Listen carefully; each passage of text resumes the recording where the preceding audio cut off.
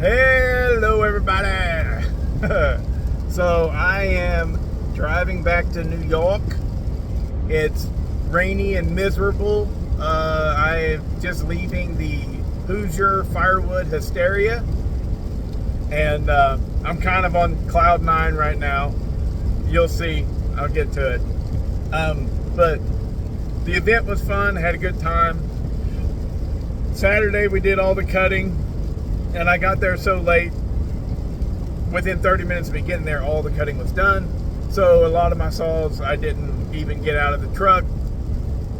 And then today was nothing but splitting. Big video coming up of that for all of you guys who like firewood. I got my hands on a lot of cool machines, and I gotta say, in love with that little split fire.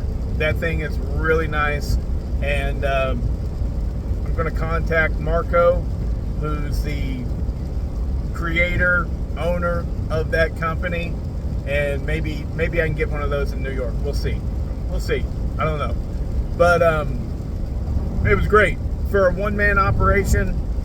I don't think you can get better than that little split fire. I think it's a 1165.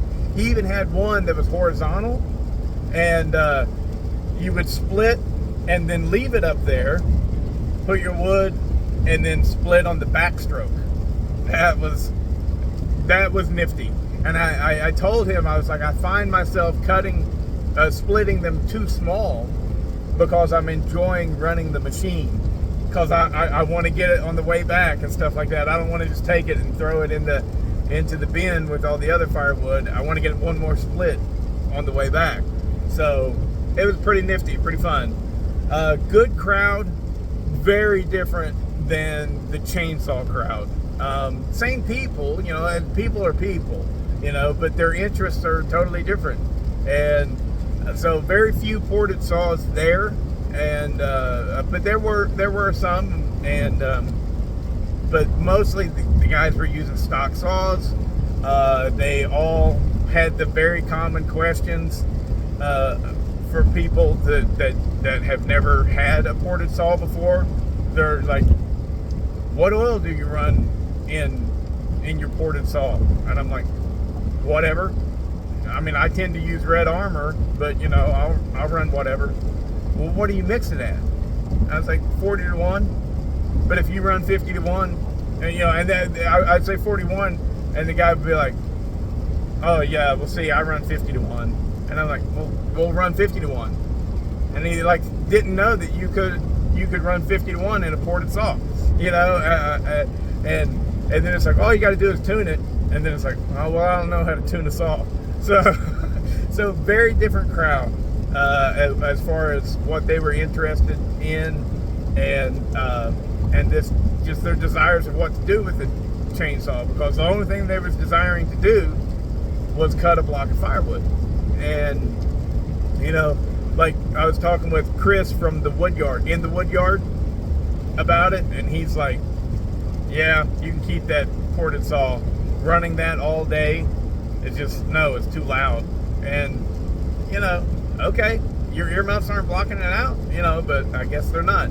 So yeah, he's more interested in having a quiet saw than blazing fast, So anyways, at the end of the day today, hard-working man was really wanting to do a race, impromptu. Everybody's running different chains, and we had all been cutting with these saws, and so the chains were dull.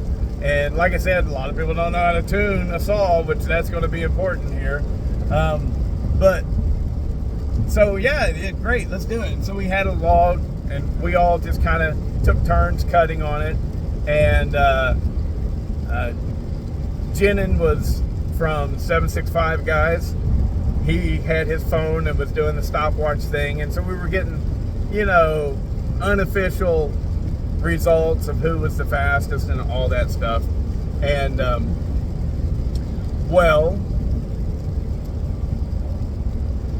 and this is why I'm on cloud nine. My 550 beat a ported 7310.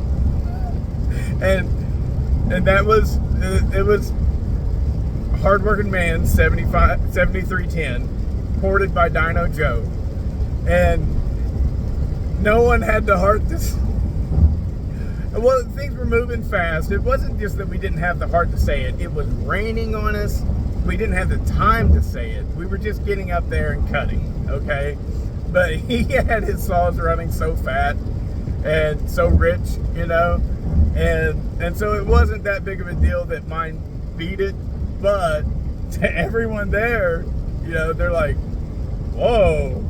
But, you know, if he had just been able to tune that saw, and I don't know what chain he was running. Heck, he might have been running a semi-chisel chain. I don't know. But still, nevertheless, it was cool that, yeah, my 550, my little 50cc saw was beating all kinds of stuff, you know.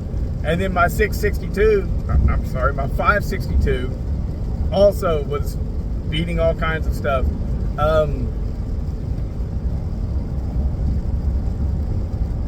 But the fastest saws there, I got to run a 661 and a 500i, both ported by 309 Machine. I was very impressed with those. They ran really good and pulled really hard. Good machines. He's producing a good product, or at least from those two that I ran, they were spot on. Good work saws, you know. And I think the fastest saw there was the 309 Machine 661. And then number 2 might have been the 572, or it might have been my 395 clone built by Richard Flagg. I don't know for sure.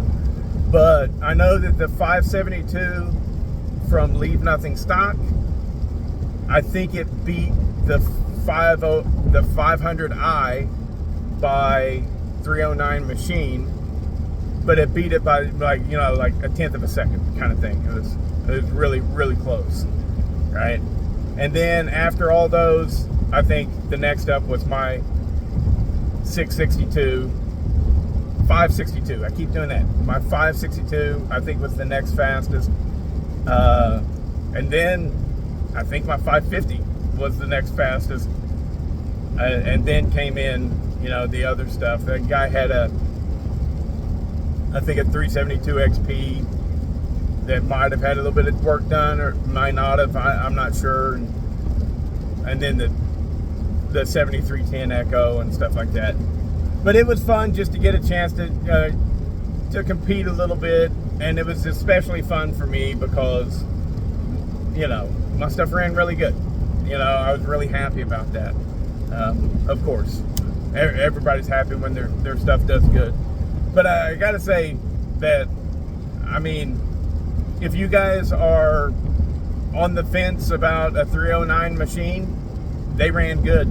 They ran really well. I liked them. And the way I understand it, he's doing all of his port work is CNC machine. And so it's very repeatable, right? You're going to get what his formula is, and it's going to be the same as everybody else's. So, yeah, I liked it. I thought it was good stuff. But then Jeff's 572, the Leave Nothing Stock, that thing fast. That puppy is laying some heat, man. It really is. Jeff, you need to just switch over and be a Husky guy, dude, because they're better. They're not better. They're faster. You know, they are. CC for CC, it's been my experience, the Huskies are faster. All right? So,